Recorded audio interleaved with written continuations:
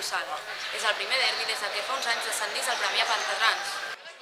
Va ser un partit molt intens, on tant el futbol sala Vilassar de Mar com el Cover Premià de Mar no van parar fins a trobar el gol.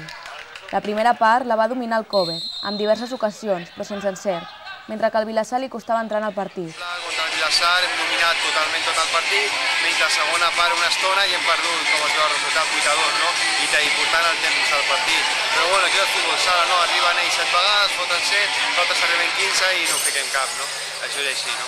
Bueno, sí, nosaltres teníem 3 baixes, la plantilla estava una mica curta, però jo crec que el resultat ha sigut just perquè nosaltres hem jugat bona estona del partit, molt bé, hem tingut un lapsus al final del partit aquí, que ens han fet 2 gols, però de seguida han pogut fer el 4-2 i a partir d'aquí ja ells han vingut molt a sobre i hi havia molts espais per jugar i a més ens ha afavorit també l'expulsió d'un jugador d'ells que justa, que acumulava una targeta groga i la següent targeta groga l'ha tret del partit, no?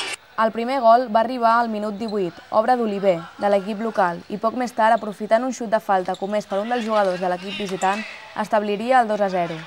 A la segona part, tot i la pressió del Cover, Albert Cardenas aconsegueix un gol més. Les ocasions per als premianencs arribarien al minut 32 i 33 amb 2 gols, que ajustaria el marcador i posaria els nervis a l'equip vilassarenc. Però aquests 2 serien els únics gols que aconseguiria marcar el Cover. La trobada terminaria amb un 8-2 a favor dels locals.